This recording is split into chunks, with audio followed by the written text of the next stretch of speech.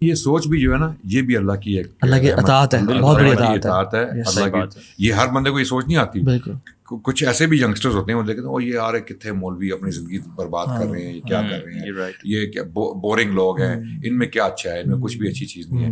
تو یہ بھی ایک سوچ ہے, اور وہ بھی اللہ معاف کرے کہ کوئی آپ کی زندگی میں کوئی ایسی چیز ہے جس کی وجہ سے اللہ آپ سے ناراض ہیں کہ آپ کو سیدھی سوچ نہیں آ رہی.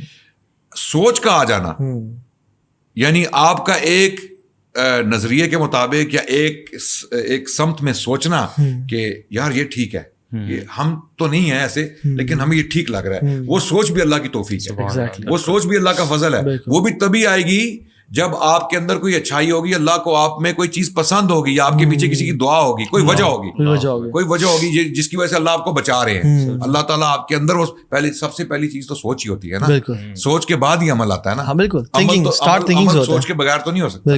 تو عمل بھی وہ توفیق کا ہی حصہ ہے, اللہ کی توفیق ہوتی ہے, لیکن عمل سے پہلے سوچ آتی ہے. سوچ بھی اللہ ہی ذہن میں ڈالتے ہیں, اللہ انسپائر کرتے ہیں اپنے بندوں کو, رائٹ.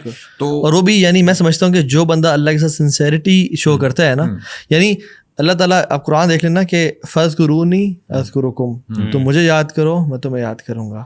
یعنی والذین جاہدوا فینا, پہلی شرط کیا ہے ہماری طرف آنے کی ایفرٹ. اللہ کے بندے کچھ سنسیئرٹی شو کرو نا, لنہدینہم سبلنا, ہم راستہ دکھا دیں گے. اللہ کی طرف صرف پلٹ جائیں, بالکل صرف سوچ لیں اللہ کی طرف کہ میں نے ایک دفعہ اللہ کی طرف مڑنا ہے. وہ سوچ, اللہ اتنی محبت کرنے والی ذات ہے.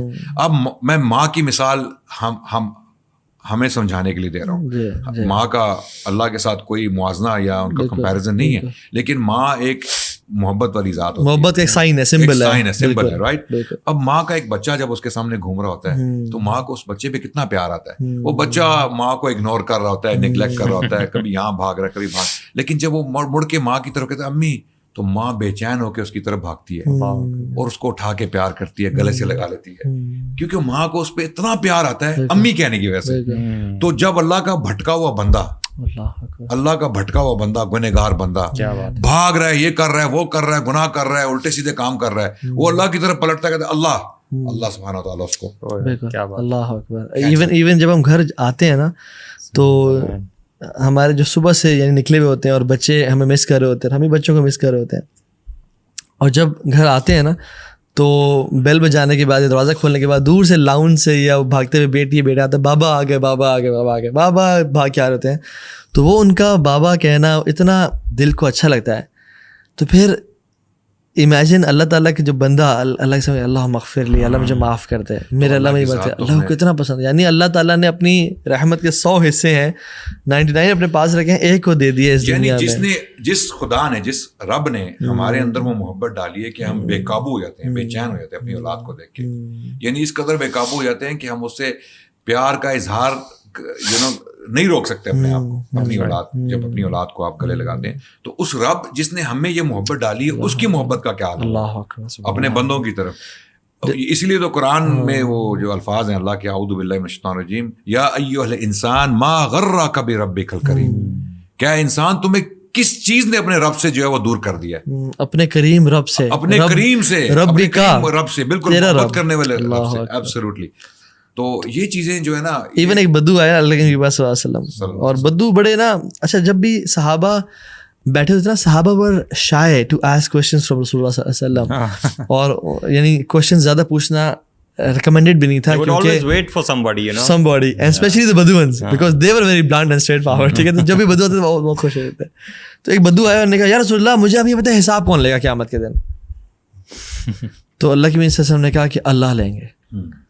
بس وہ کہتا بلے بلے, بس وہ کہتا خوش ہو کے چلا گیا, کہتا جو اللہ لے گا نا مجھے اس کا پتہ کرنا تھا, پھر انشاءاللہ مجھے مسئلہ کوئی نہیں ہے. وہ پنجابی شاعر ہے نا, انہوں نے کہا کہ جے ویکھاں اپنے عملہ ملے ککھ نہ ساڈے پلے, جے ویکھاں میں رب دی رحمت ولے بلے بھی بلے. یعنی اس کا مطلب یہ ہے کہ میں اپنے عملوں کی طرف دیکھوں نا تو میرے پاس کچھ بھی نہیں ہے, میں ختم ہو گیا ہوں. لیکن جب میں اللہ کی رحمت کی طرف نظر دوڑاتا ہوں, اللہ کی رحمت کو دیکھتا ہوں, تو پھر بلے, یعنی پھر ہماری, یعنی ہم پھر بندہ کہتا ہے کہ یار اللہ میں بس بہت کمزور ہوں, گناہ ہو جاتے ہیں, پھسل جاتا ہوں, لیکن یار جیسے تیرے سے سنسیئر ہوں, تجھ سے محبت کرتا ہوں. یہ چیز اللہ کو اصل میں بہت پسند ہے, یہ والا ہارٹ جو قلب سلیم ہے نا, باقی انہیں اللہ کو بھی کوئی پسند نہیں ہے. تو بندے کے پتر بن کے رہیں, میرے سے سنسیئر رہیں. جیسے ایک اور بدو آیا نا اللہ کے نبی صلی اللہ علیہ وسلم کے پاس, تو اس نے پوچھا یا رسول اللہ مجھے کوئی چھوٹی سی نصیحت کریں, چھوٹی سی بات بتائیں. تو اللہ کے نبی نے کہا کہ تم کہو سبحان اللہ والحمد للہ لا الہ الا اللہ اللہ اکبر. وہ اپنے ہاتھوں پہ نا انگلیوں میں سے گھن رہا تھا, سبحان اللہ الحمد للہ لا الہ الا اللہ اکبر.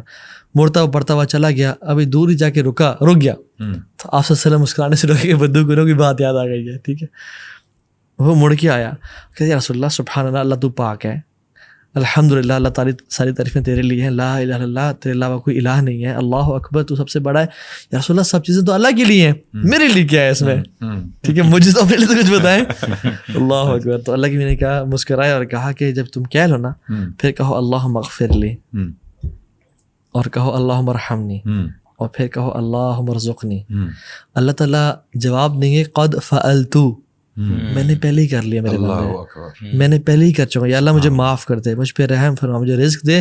اللہ اتنا رحمان الرحیم ہے کہ میرے بندے تو نے جب کہا تھا نا میں پہلے ہی تجھے کر چکا ہوں, تو جا. اللہ اکبر. ہاؤ مرسی اللہ. یہ ہماری اللہ کی مس انڈرسٹینڈنگ ہے, ہماری اللہ کے بارے میں کچھ مسکنسیپشنز ہیں اور مس انڈرسٹینڈنگز ہیں جس کی وجہ سے ہم مارے جاتے ہیں. جس کو اللہ کی پہچان ہو جائے, جو اللہ کو سمجھ جائے, اللہ کے نبی کی تعلیمات کے مطابق اور اللہ کی اپنی تعلیمات کے مطابق جو قرآن پاک میں ہے, ہم کبھی بھی نہیں بھٹکیں گے. یعنی ہمارا رشتہ اللہ کے ساتھ قائم رہے گا. یہ ممکن ہے کہ ہم گناہوں میں مبتلا ہو جائیں, کبھی گر جائیں, لیکن گر کے اٹھنا اور اللہ پر بھروسہ کر کے اٹھنا اور اللہ کی رحمت سے نا امید نہ ہونا, یہ مسلمان کا شیو ہے. اگر کبھی غلطی ہو بھی جائے, گناہ ہو بھی جائے, we shouldn't stop worshipping اللہ. ہمیں اللہ کی رحمت سے جو ہے وہ جو ہے محروم نہیں ہونا چاہیے, نا امید نہیں ہونا چاہیے. اللہ سبحانہ وتعالیٰ نے قرآن میں یہ فرمایا, اعوذ باللہ من الشیطان الرجیم, قل یا عبادی الذین اسرفوا علی انفسہم لا تقنطوا من رحمت اللہ ان اللہ یغفر الذنوب جميعا. کہ اے محمد آپ کہہ دیں کہ اے میرے غلاموں جن کو میں نے بنایا, اللہ ہی پیدا کرنے والے ہیں نا, قل یا عبادی, یعنی اللہ تعالیٰ اپنے غلام کہہ رہے ہیں کہ میرے غلاموں, میرے بندوں, تم میرے بندے ہو. کہ جن لوگوں نے اپنی جو سولز ہیں ان کے خلاف جو اقدام کیے ہیں, مثال کے طور پہ گناہ کیے, الذین اسرفوا علی انفسہم, جنہوں نے اپنے نفس کو نقصان پہنچایا گناہ کر کے, انہیں کہہ دو کہ وہ میری رحمت سے, اللہ کی رحمت سے نا امید نہ ہو, کیونکہ اللہ سبحانہ و تعالیٰ گناہ تمام کے تمام جو ہے وہ معاف کرنے والے ہیں. یعنی بڑے بڑے گناہ اللہ معاف کر دیں گے. ایک شرک گناہ ایسا ہے جو اللہ نے وضاحت کر دی ہے کہ جس نے میرے ساتھ کسی کو شریک ٹھہرایا, کسی اور کی عبادت کی سوائے ایک رب کے, ایک اللہ کے بنانے والے کے, اگر کسی نے اس کے علاوہ کسی کی عبادت کی ہے تو وہ معافی نہیں ہے, اس کی معافی نہیں ہے, باقی گناہ اللہ معاف کر سکتے ہیں.